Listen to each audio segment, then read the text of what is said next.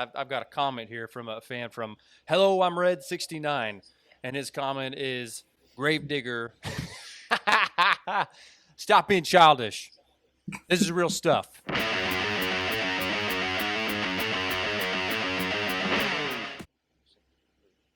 does Kristen Anderson have to prove? Good job. All right, fellas. She looks like her Wants to mama. know. All right, Matt. You toured with Doug and Kristen. I'm going to let you take the reins on this one. What does Kristen Anderson, the first female driver of Gravedigger, have to prove? Well, let's go ahead and throw it out there. What does she have to prove? That she didn't get that seat just because of her last name. And that she belongs in that seat. Good point. That's what she has to prove. Mm-hmm. Okay. I 100%. I mean, you look at the Anderson boys, they both have a very distinct type of driving style. I mean, Ryan definitely takes after his old man as far as having that driving yourself to destruction type of aspect in a show. You start getting beat up in the truck, it's almost like he's fighting it.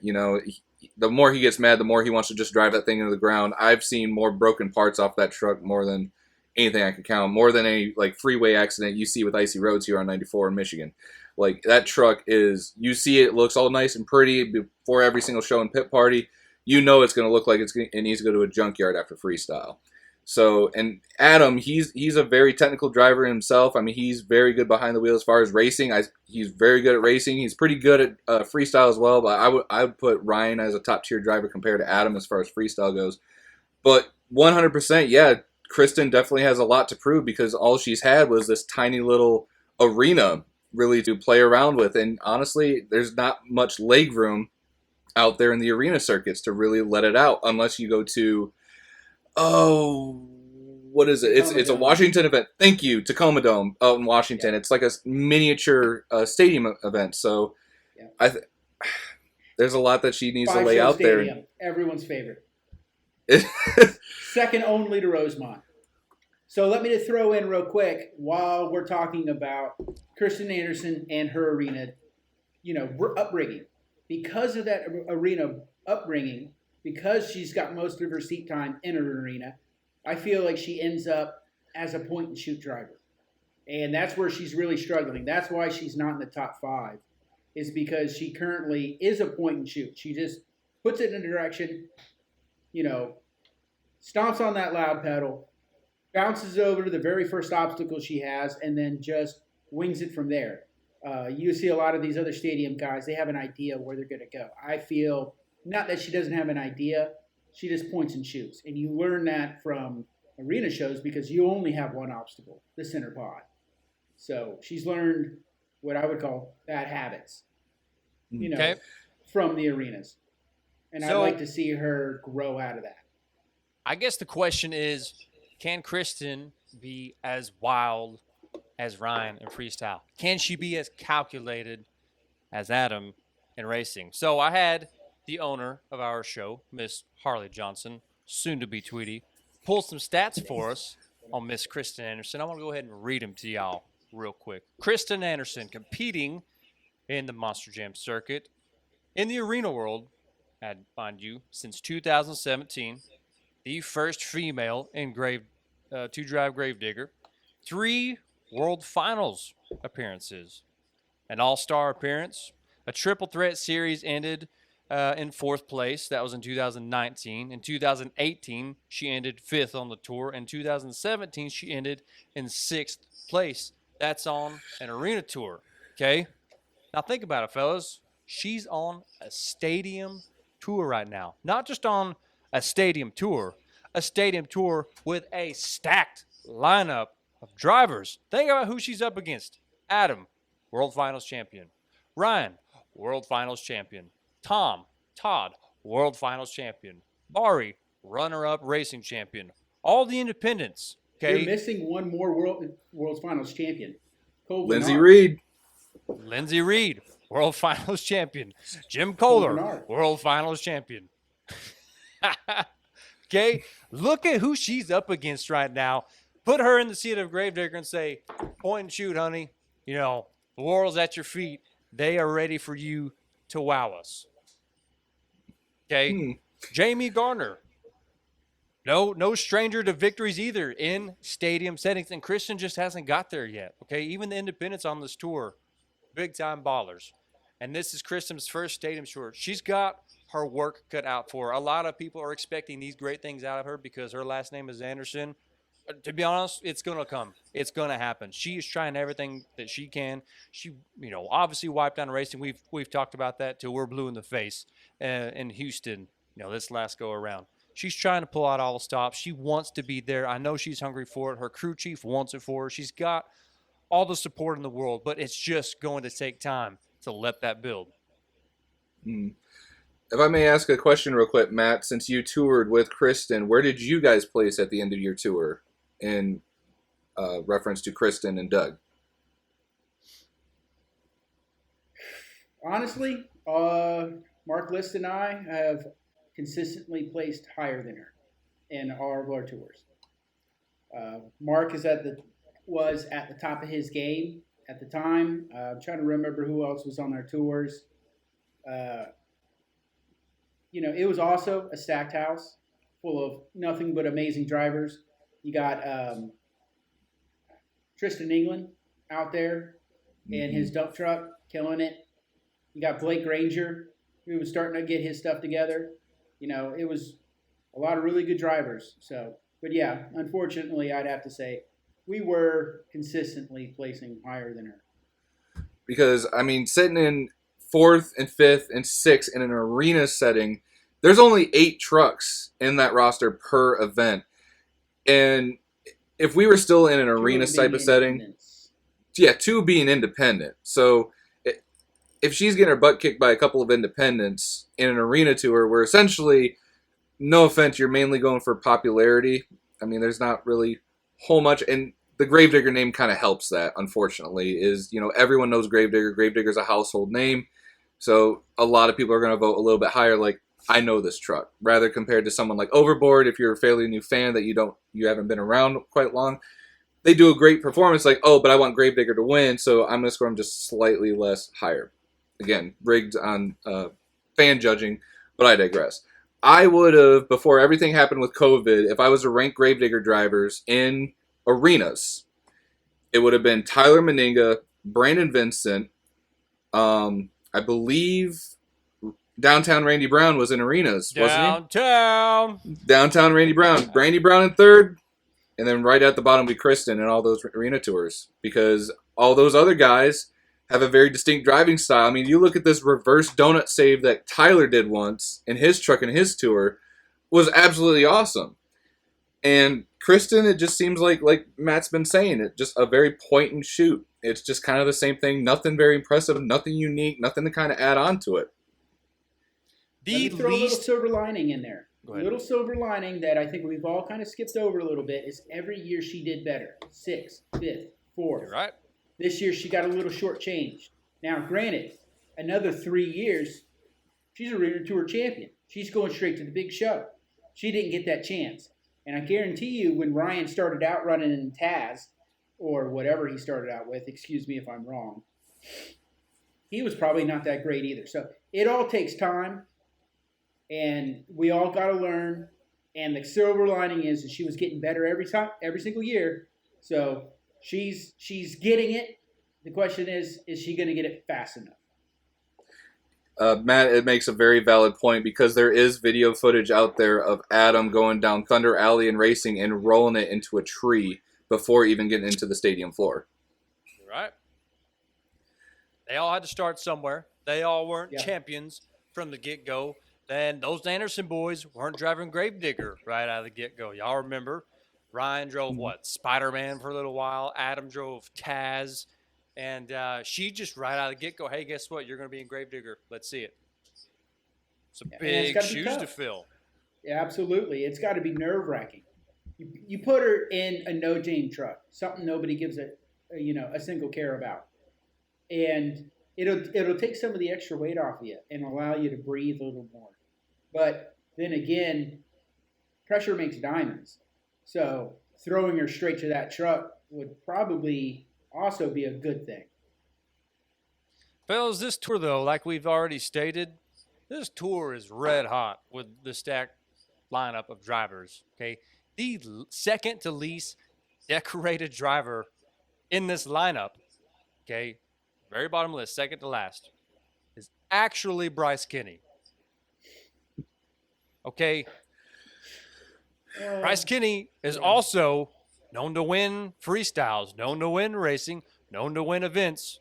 My point is, if you're looking at Kristen Anderson on the bottom of the totem pole in this lineup, think again of who she's up against and where she's coming from. She's going to get there. Austin, you were going to say something. Yeah, I was just going to say, you're wanting to talk about Bryce Kenny. Is that because you're dressed like him for tonight's occasion? Damn it. But no, you're absolutely right. Bryce, I will say this about Bryce Kenny, though. He is a very well-spoken athlete, especially for the sport. If you ever follow him on Instagram, I mean, it seems like he's always in that zone as far as how he communicates, how he talks. It's almost like he's always in interview phase. I respect that about him. He's very passionate about the sport, but he is the type of person where he's always getting in his own head. Like when we saw that he actually won an event during the Houston shows, I was surprised. It's like, it's about time that he got out of his own head and actually won something. Mm-hmm, mm-hmm. I've So been if I'm on tour with him, and I can say, yes, that is exactly true. I have seen him lose more events and more overalls in his own head than he ever has in his own truck. Driver's worst nightmare. They're their biggest competition. So if I'm looking at this from a fan's point of view, who's a diehard Monster Jam fan, who loves Gravedigger, who loves Maximum Destruction, you look at it, I've got a comment here from a fan from Hello, I'm Red69, and his comment is, Gravedigger, stop being childish. This is real stuff. So immature. Nice. So nice. immature. Hello to this guy. This guy says Gravedigger struggled in Houston. Fans are taking notice of this. Okay, they want Gravedigger to win. Everybody wants Gravedigger to win. For the most part, it seems like all crew guys see, man, you could just throw a monkey in Gravedigger and Gravedigger can go out and roll 5 seconds into freestyle and win. And it just seems like Kristen Anderson isn't coming up with that same luck. I promise you, Monster Jam fans, she's going to get there. At some point, she will be the face of Monster Jam. I truly believe that. Call that a bold prediction, but at some point, it's going to happen. Think of the guys who are there right now. They're seasoned veterans. Tom, Todd, Ryan. Okay, at some point, these guys are going to start, riding their last tour. And who's going to be there but the younger people in the sport? Your Kristen Andersons, your Lindsey Reeds, your younger drivers. Okay, at some point, she will be the face of Monster Jam. I guarantee you.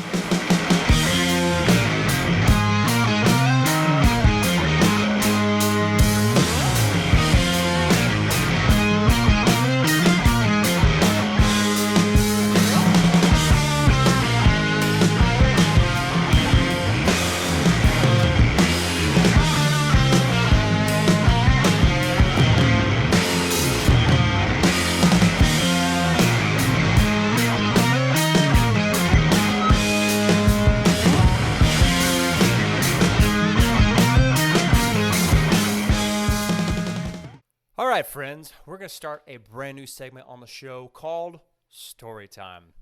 Tonight's topic will be our very first show with Monster Jam. Leading off Story Time will be our ride truck guy, Austin Spence. Austin, come on, let's go. Give us a good one. Oh, man. First show with I gotta Monster say, I know you guys know the story. So, starting out with my very first ever tour with Monster Jam, I was with the BKT ride truck, but I wasn't driving at the time. My job was running the ladder, so I was making sure everyone would be buckled up in the truck and out within a certain amount of time limit, so that way we'd keep everything flowing for pit party. Well, we were, for this show in particular, at Anaheim, California, at Angel Stadium. It was our very first stop. They told us that we had to be done with rides at a specific time on the dot at the tunnel ready to go down. Turns out this night we were doing celebrity rides. Now, mind you, this is my very first show ever in front of a giant stadium almost packed full of people. My nerves are already spiked in racing. My heart's beating 1,000 miles a minute, and I'm just like, I really hope I know what I'm doing. I hope I don't accidentally step on someone's like 70,000 Gucci shoes or who knows what. So we get down there to the floor, and we go over to where I think it's like a rock. I'm sure we'll put a picture of it right now. But at Angel Stadium, they have this like waterfall rock type in the of outfield. Thing over there. Yeah, thank you. In the outfield, and there's a tunnel over there that all the celebrities would be able to go by before we go do the VIP rides or the pre-show rides. So is this pre-show? So we had or is about this in the intermission section. No, this is pre-show. So we get down there, and this is before the show even starts. Before all the trucks come out of the tunnel, we had celebrity rides, pre-show VIP rides. Then we would go out, wait till after either racing or two-wheel, go out for VIP intermission rides, then be done for the night for rides with BKT. So we go down there, and I think we had 5 or 6 celebrity rides. Now, this night, we heard that Chris Pratt was going to be there. He didn't get a chance to ride with his son, but he was the person that did the This Is Monster Jam for the intro. Nice. And there's a couple people that I kind of knew here and there. Hillary Duff was there, which was kind of funny because as we're sitting her and getting her ready, her and her friends are like, are we going to get mud on us? Are we going to get dirty? Or I'm like, ma'am, you're sitting in the back of a monster truck. There's a muddy floor. There's a good possibility. They start taking their coats off and handing us their purses. This cannot get dirty. And I like knocked on the back glass. I'm like, hey, apparently these are worth more than our lives, so put these up here with you until they're done with the ride. He's like, okay. So they go around, they do their run, and we got 2 runs left. Andrew's out there doing his thing, and the locking mechanism for the ladder breaks. Now, the ladder on BKT, if you've never seen it, actually is part of the truck. There's just a little pin that you pull out, the ladder folds down, it lets everyone out, and then you use a counterweight to put it back up, lock it in place, and you're ready to go. Well, the thing that locks it in place, the welds for years and years of it bouncing around and taking that kind of abuse, it finally broke. Andrew came back, and we're like, all right, you're going to use a ratchet strap tied around the ladder. And I was told that I need to go up in the back of the truck and hold on to it for the last 2 rides. Nice. It's like, all right, sure, we can do that. So the second to last ride, there's 1 seat left, which was in the back corner, so I could actually buckle in, hold on to this ladder as we're going around. I'm just making sure that I got enough strength to where I can hold on to this thing. Andrew does his thing. We all get off. Everything's safe and sound. The very last ride, it's a packed ride. Every single seat is taken. So I asked him, like, well, what do you want me to do? Sit on the floor of a moving truck. You sure? Sit on the floor, you'll be fine. Okay. Did his kid growing up in a pickup truck? What's the difference? Exactly. So I'm like, all right, you asked for it. So I sit down on my butt, and I'm like holding on to this ratchet strap like this. I'm like, please let this go smoothly. So Andrew's out, again, he's out there doing his thing. Well, he hits a rut or something in the middle of doing a donut, and the ladder kind of like shifts to where it starts taking me and pulling me with it. My foot slips off of what I had on a beam support, and I start sliding forward. I'm like, oh crap, oh crap, oh crap. I'm going to fall out of the back of a monster truck in front of 60,000 people at Angel Stadium. And this is my first show. This dude in a black hoodie kind of like saw what was happening, reached forward and kind of like grabbed me, helped me get my bearings, and he's like, I got you, man. I'm like, oh, thanks, man, appreciate it. Get my bearings, hold on to, I like extra tight it around my arm. I'm like, my arm was going white at this point. Like there was no blood flow, but I was holding on to that thing, making sure it wasn't going anywhere. We finished celebrity rides, let down the ladder, and these little girls get off one by one. I was like, that was so much fun, yeah, this and that, blah, blah, blah. The dude in the hoodie gets off, and I kind of stop him like, hey, man, before you go, I just want to say that could have been really bad. You really saved me back there. I really appreciate that. He puts down his hoodie. He's like, yeah, man, that's no problem. That could have been really bad. I'm glad you're safe. Without even missing a beat, I'm like, holy shit, you're Magic Mike. Channing Tatum. What? Channing Tatum was the man that reached forward and saved me and held on and made sure I was okay. Hold on. Your first instinct is to think this is Magic Mike? That's the first thing that comes to your mind. It's not Channing Tatum? Yeah, for whatever reason, Magic Mike, first thing out of my mouth. He's done so many great movies, but nope, Magic Mike was the first thing out of my mouth. So after the show and after everything happened, like I'm obviously excited. My family back home's excited for me. and my mom calls me and she's like, "Well, how'd your first show go, honey?" I'm like, "You are not gonna believe this. Like, I could not script this if I wanted to." And I told her, I'm like, "Yeah, apparently Channing Tatum saved my life." First question my mother asked me is like, "What does he smell like?" I don't know. He smells like life. But yeah, that was quite a wild night. Yeah, it was one of those nights that's like, wow, this is definitely different than any other job I've ever had. So Oh man, you're that famous actor. I saw you on 21 Jump Street. No, Magic Mike. You saved my life. Thank you, Magic Mike. I've seen you in your Smells so wonderful. Can we get that on a T-shirt somewhere? Is that Magic Mike? Is that Magic? Magic Mike? I'll make one for next time we have a session. I'll have one that says, "Is that Magic Mike?" Magic right Mike here. saved my life. Magic Mike saved my life. It's a new hashtag for the show. All right, Matt, you're up.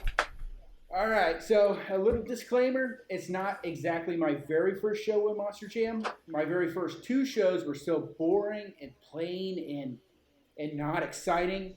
I can barely remember them. They were, Atlanta and then Tampa. Home state, hometown, super cool. Had some of my family there, loved it. 3rd show in Orlando. This is the very first time that I ever saw any kind of drama. Stadium show? Yep, stadium show. FS1's tour. So we're on TV. It's not live, but it's going out on TV. So a lot of pressure. First year as a crew chief, know nothing about monster trucks. Huge fan as a kid, as a teen, totally tuned out. Came back in as a young adult, jumped into the scene. So they taught me how to do corners. They taught me how to do some of the basics. I know just about everything there is about a big block Chevrolet from racing, but I've never messed with a blower. All right, I don't know nothing about blower vehicles. So we're going out there, and Chad Fortune, Soldier Fortune, very first year out, love the guy, still to this day. He has my eternal respect, love him to death. Goes out, we don't do very well in racing. Maybe he spun or something happened and he saved the truck. We go to donuts, because that's what happens if you don't make it in racing. You go to donuts. He's in his donuts, and I tell him to go until they shut him off. And his truck just stops. Comes over the radio. "Hey man, I think we blew up the blower belt." I said, "Oh, cool. Okay." He goes, I can't start the truck. They're gonna have to come get me." So I was like, okay. So it's my very first time ever having any kind of breakage at all. So I'm like, run to the very first person I can see. I'm like, "Hey, what do I do? The truck's broken." They're like, "Well, first you tell the track crew to come get you off the damn track so they don't waste any more time, and then you need to go down and fix it." So tell the track crew, I run down to, there's always a pit box, always a toolbox in the tunnel or somewhere close by for quick repairs. So I run over there and I just start ripping out tools, and I'm just standing there with like fistfuls of wrenches. And someone comes up to me and goes, "What are you doing?" And I'm like, I got to fix my truck. I got to fix my truck. And they're like, "They're going to take it out back." I'm like, "What are you even doing in this toolbox? You need to put all that back." And I'm like, "I don't know." I'm sorry. So I put the tools back, and then what do you know? There goes the loader with my truck on the hook, right past me. So they go out into the parking lot of Camping World Stadium, and let me go ahead and throw it out there. It was cold as shit. It was cold. Like 40s or 30s cold. Oh, that's cold for Florida. Yeah, absolutely. So I run out there. Oh, little violin up there. So I run out there. I've got my flashlight. They drop my truck, and the loader drives away. And I look, and all of a sudden it dawns on me. I don't know anything about blowers. I don't know anything about monster trucks. I don't know anything about the front steering pump being attached to the crank. And it all hits me at once, and I'm staring at what looks like the human brain. I've never seen these parts before. I've never actually dealt with these parts before. It's all new. And like, there's a tech guy there looking at me and 2 crew chiefs. So you've got Jim Rossini, you got Jeremy Johan, and if I can remember correctly, I want to say it was, oh God, his name is escaping me at the time. But there's one more crew chief, and they're like looking at me, and they're like, why aren't you fixing this truck? Like, what are you doing? And I'm like, are you going to fix it or are you going to stare at it? And I broke. I snapped. I couldn't hold it. I couldn't do it anymore. I couldn't fake it anymore. And I just looked dead right at Jeremy Johan, right in his eyes, and I say, I don't know. I don't know what I'm doing. I don't know. And they all just occurred to them. I don't know anything about this shit. And all, like, okay, calm down. It's okay. It's not a big deal. All we got to do is take off this plate, remove the front steering pump, and then, we could get the belt off. It was just this moment of, oh my God, So we get the blower back into it, and he goes back out, and he blows up. I mean, the motor absolutely grenades itself in the last 10 seconds of freestyle, which was epic. It sounded like a bomb went off. And that was my first real night of real Monster Jam, of nothing going right. I love it.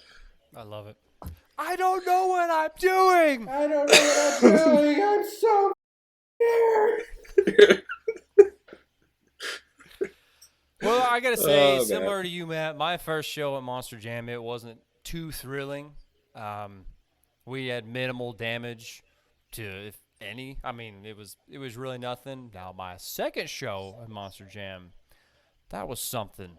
So, our first show was in Toronto, Canada.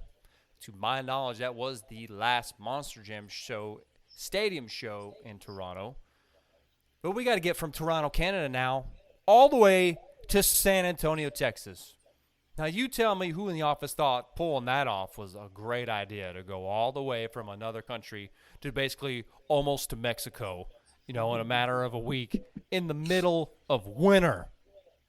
Great idea, right? No, it wasn't a great idea. We get out of Toronto. We head to Dave's shop. I'm with the XDP monster truck, Extreme Diesel truck. He's got a shop in New York. We stop at the shop for a night. We unload some stuff, load some other pieces of equipment back up, and we head for San Antonio roughly on Tuesday. We don't get 30 minutes down the road, and the tractor trailer is overheating in the middle of dead winter with snow coming around us. The tractor is overheating. Okay. We get that issue squared away, whatever. I don't even remember how we fixed that, but we get rolling back down the road now, maybe an hour, and we have a blowout. And I'm thinking, oh my gosh, I've never had a blowout on a rig before. And all the years of riding with my dad and other guys as a kid, never had a blowout. And I just thought, okay, well, we'll call somebody to come fix it. Well, when you're an independent, you ain't doing a lot of calling around. You're going to be fixing it yourself, you know what I mean? So we fixed our first flat tire. Wasn't that bad. Like I said, the snow had just begun at that point where we were at New York. But then it followed us all the way to gosh damn San Antonio. And we had another blowout within an hour. What ended up happening was the airbags were freezing up. There was a hole in the airbags or something like that in the airline on the truck. And the suspension on the truck was being lowered, and the tires were rubbing on the actual tractor trailer. We had 5 blowouts on the way to San Antonio. 5. We got number 5 blowout in between Houston and San Antonio, which is a 3-hour drive. And this is Friday morning. We're coming up from Houston to San Antonio when we get our 5th blowout, and we are like maybe 3 hours from practice starting on Friday. And we get another blowout, and we're like, we're going to miss practice. We're not going to make it. And the one time we called for help was that time right there, because we wanted somebody to be able to change this tire faster than we could. And sure enough, that guy got there super fast, changed out the tire. We finally get to the show. We barely make practice. Matter of fact, I think they held it for us for like 30 minutes so we could finish tiring up. I don't even think we had the shocks gassed, if at all, so we could make practice. And let me tell you what, the rest of that weekend was an absolute disaster, because after practice, like I said, we load up some things coming back from New York that weren't in the trailer originally going to that Canada show. One of those things was the brand new pit cart. Dave bought a brand new, like a wagon, and he had a really nice brand new toolbox, like a Mac toolbox almost, that he had all of our tools. And he's like, okay, I want you to take this, put it in the wagon, bolt it down, organize it. He goes, well, I'm going back here and I do this meeting. Okay, yeah, no problem. I can do that. I can organize tools. So I'm up in his trailer. His trailer is not a triple drop trailer like the Monster Jam trailers are. No, it's a regular single drop. So them ramps that the truck comes down, big, steep incline, right? Well, me in my first year I think, yeah, I'll put all these tools in the toolbox while it's in the trailer, and then I'll just, pull or push the toolbox out.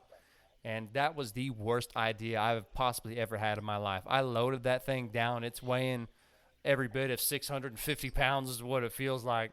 And I go to push that thing down, or I was going to easily just, let it slide down the ramp. And that thing starts taking me with it. And I'm trying to dig my heels in the ground and stop, and I fall to my waist. I'm holding on to this thing.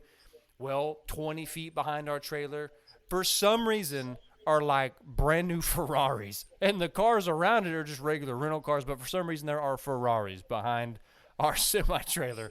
And I'm going to let this toolbox go, and it's going to smash into a Ferrari. I have no choice in the matter. And right at that time, the damn drawers on the toolbox swung open and bent the hinges on the toolbox, and the whole toolbox just fell over. All the tools are scattered across the parking lot, and all other crew guys from Feld and everybody else is walking by me, just kind of laughing and shaking their heads. And going into the show, Dave broke an inner axle, taking off the starting line, first round of racing. We missed the skills competition, come back for freestyle. I think we got 2 jumps into it, truck kept shutting off, had electrical issues. That was my first show at Monster Jam. Did not go, my first real show, I guess I should say, at Monster Jam. Did not go according to plan whatsoever.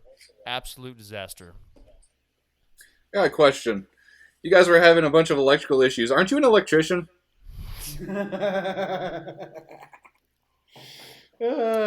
Next question. He has no idea about anything under 110 volts. Give me 120, 277, 480 all day long. When I get down to 109 volts, he starts checking out. No idea.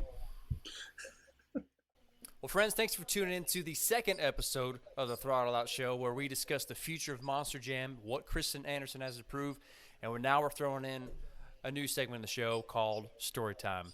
Thank you so much for tuning in. We'll see you on the next one. And remember, when in doubt, throttle out.